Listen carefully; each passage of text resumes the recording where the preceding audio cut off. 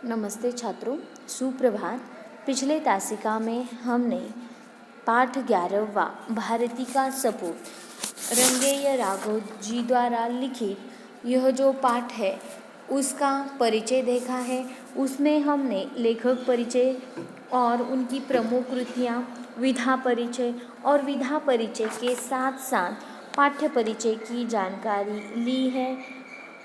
इसमें पाठ्य परिचय में जो बचपन से ही हिंदी साहित्य एवं शिक्षा के प्रति रुझान ने भारतेंदु को हिंदी साहित्य जगत का दैदीप्यमान इंदु यानी कि चंद्रमा बना दिया है।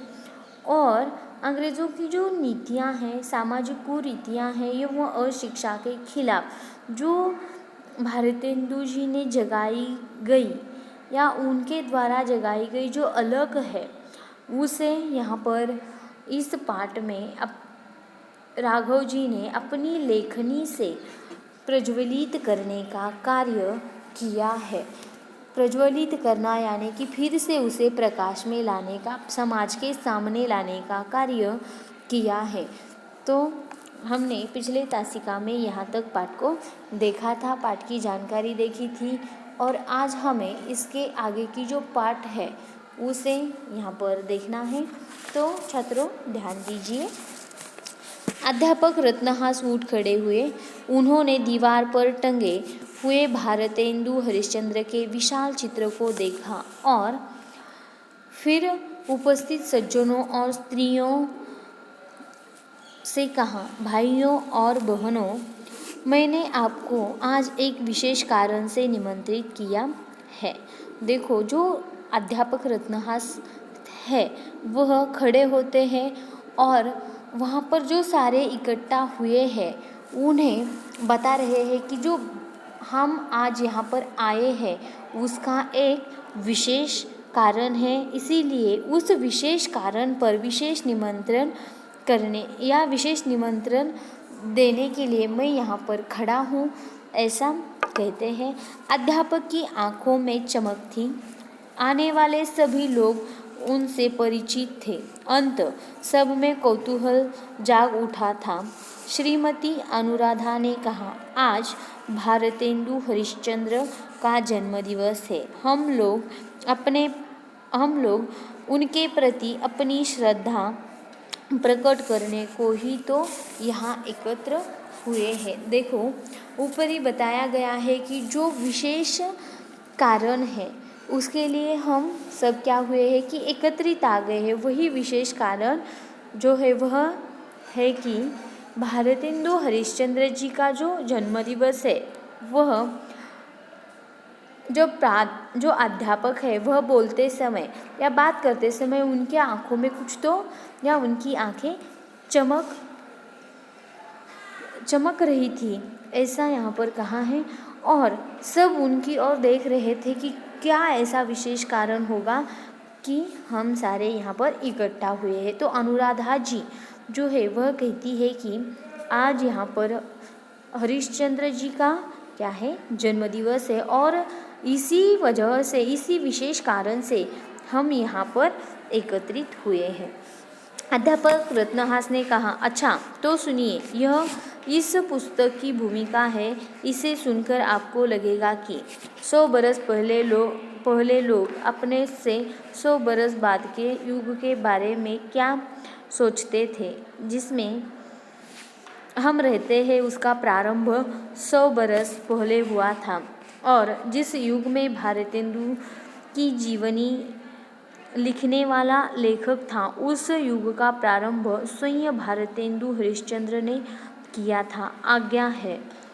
देखो, जो रत्नहास है वह क्या कहते हैं कि उठकर थोड़ा सा उनका परिचय देते हैं और कहते हैं कि 100 बरस पहले जो लोग हैं अपने से 100 बरस बाद के युग के बारे में क्या सोचते होंगे और प्रारंभ 100 बरस से पहले हुआ था और जिस युग में भारतेंदु की जीवनी लिखने वाला जो लेखक है या लेखक था उस युग का प्रारंभ स्वयं किसने किया था? भारतेंदु हरिश्चंद्र जी ने किया है।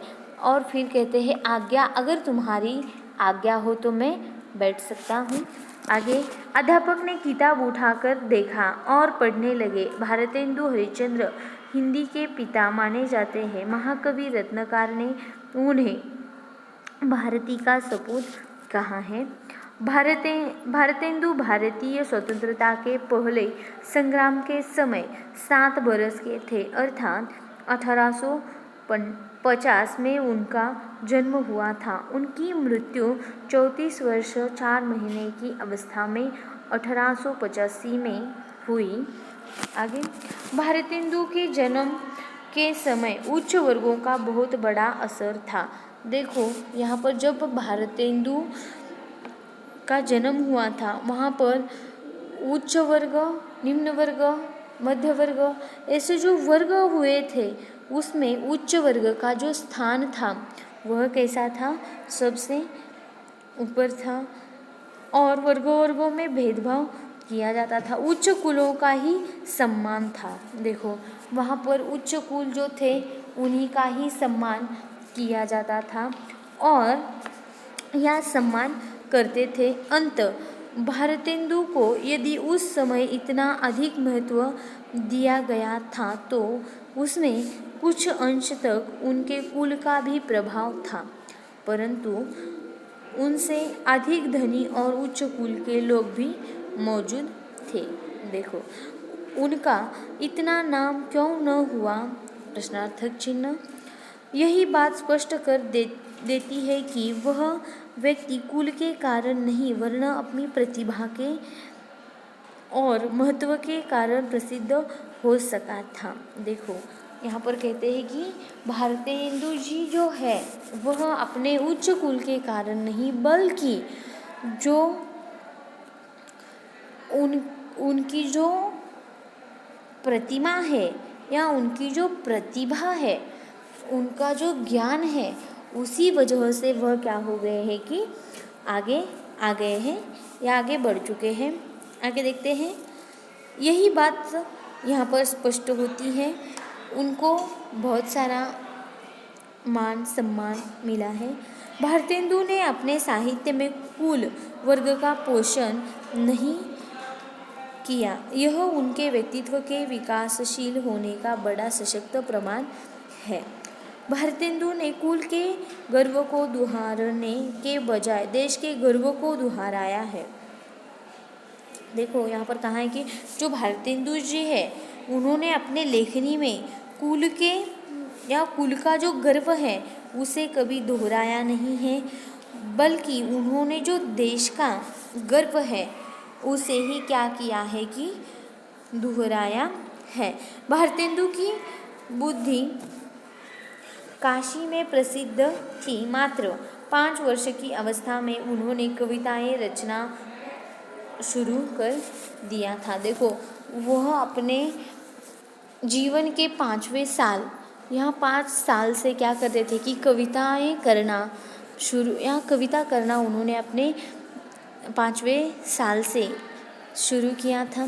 13 वर्ष की अवस्था में भारतेंदु हरिश्चंद्र का विवाह शिवालय के रईस लाला गुलाबराय की पुत्री मन्नोदेवी से बड़ी धूमधाम के साथ हुआ। 17 वर्ष की उम्र में उन्होंने नौजवानों का एक संघ बनाया और उसके दूसरे ही बरस एक वाद विवाद सभा डिबेटिंग क्लब स्थापित किया। इस सभा का उद्देश्य भाषा और समाज का सुधार करना था। देखो उन्होंने 13 वर्ष की जो अवस्था थी तब उनका विवाह हो चुका है और वहाँ से उन्होंने क्या किया है कि आगे 17 वर्ष की उम्र है, यहाँ 17वें साल में उन्होंने एक नौजवानों का संघ बनाया है और उसके बाद एक बरस यानी कि 18वें बरस में वाद विवाद सभा के लिए एक डिबेटिंग क्लब बनाया, स्थापित किया और उस क्लब का उस सभा का उद्देश्य एक ही था, भाषा और समाज का सुधार करना या उसमें सुधार लाना। 18 वर्ष की आयु में वे काशी नरेश की सभा बनारस इंस्टीट्यूट और ब्रह्मामृत वार्षिक सभा के प्रधान सहायक रहे। साथ ही कविवचन सुधा नामक पत्र निकालना प्रारंभ किया। इन्हीं दिनों होम्योपैथिक चिकित्सालय खोला जिसमें मुफ्त दवा बांटती थी। अध्यापक रत्नहंस ने किताब पर से नज़र हटाई और भारतेंदु तो फक्कड़ आदमी थे, निडर आदमी थे। साहित्य में उनकी रुचि बचपन से ही जागृत हो गई थी। पिता कविता करते थे, उनका असर उन पर भी पड़ा।